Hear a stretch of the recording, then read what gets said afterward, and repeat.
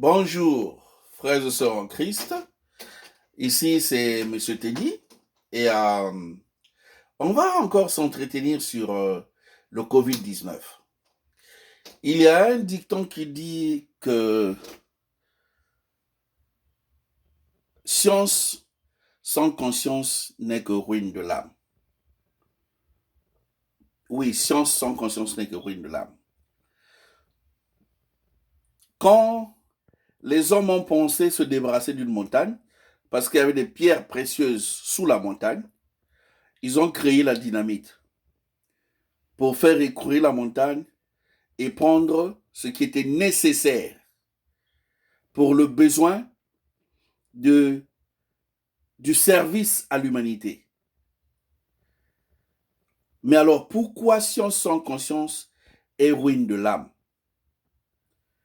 Qu'est-ce qui a fait que l'homme ne peut plus avoir sa conscience pour ruiner l'âme? Parce que la dynamite qui était pour une nécessité, pour une cause bien donnée, cette dynamite a été transformée en une bombe et a commencé à tuer l'âme. Science sans conscience n'est que ruine de l'âme. J'ai lu un post sur WhatsApp où on pense que tous les 100 ans, il y a une pandémie qui arrive ou une épidémie sévère qui arrive au monde et qui tue l'âme. En 2020, alors donc ça se passe tous les 20, 1720, 1820, 1920, 1520, 1420, 1320, 1220. Et 2020, nous voilà avec le coronavirus. Nous avons farfouillé, nous avons accusé, nous avons pensé que c'est la colère de Dieu. Nous avons aussi pensé que c'est l'homme, dans sa volonté de nuire l'âme, a voulu créer quelque chose qui ferait que l'âme puisse mourir. Alors, est-ce une vérité que science sans conscience n'est que ruine de l'âme? Voilà pourquoi nous en sommes arrivés là. Parce que certaines langues pensent, disent, j'allais dire, et certaines mémoires pensent que c'est à cause du siècle de la vitesse, de la communication ou de la télécommunication que nous vivons aujourd'hui. Voilà pourquoi nous en sommes arrivés au Covid-19.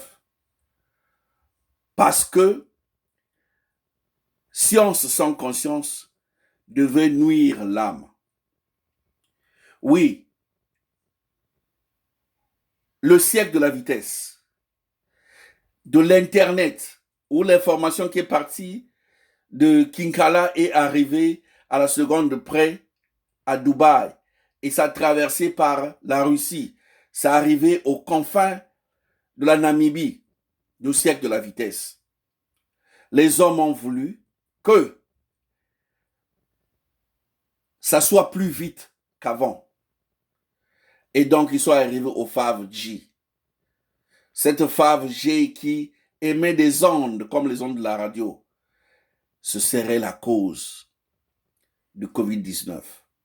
Le savon peut tuer le virus. Le gel peut tuer le virus.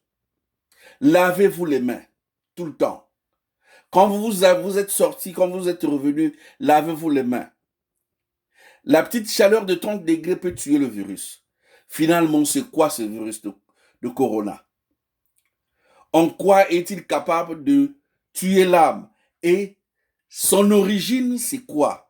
Et son but d'existence? Parce que le virus, pour notre information, c'est une fabrique d'hommes. Le virus, quand tu viens dans ton ordinateur, tu dis que non, il y a un virus qui est rentré.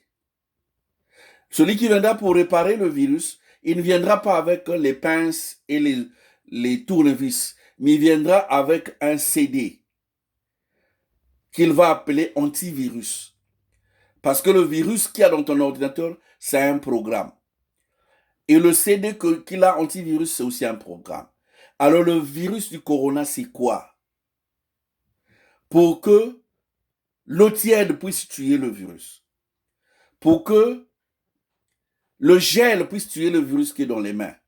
Pour que le masque ne puisse pas permettre que le virus rentre dans tes narines ou dans ta bouche. C'est quoi le virus du corona alors? Science sans conscience n'est que ruine de l'âme. Avant que nous arrivions au corona, ils avaient déjà fabriqué des masques. Ils avaient déjà fabriqué des gants. Ils avaient déjà pensé comment contrer la contamination. C'est quoi alors le virus? Ce coronavirus-là, c'est quoi alors? Science sans conscience n'est que ruine de l'âme. C'était M. Teddy. Merci pour votre attention. Je vous remercie. Soyez bénis.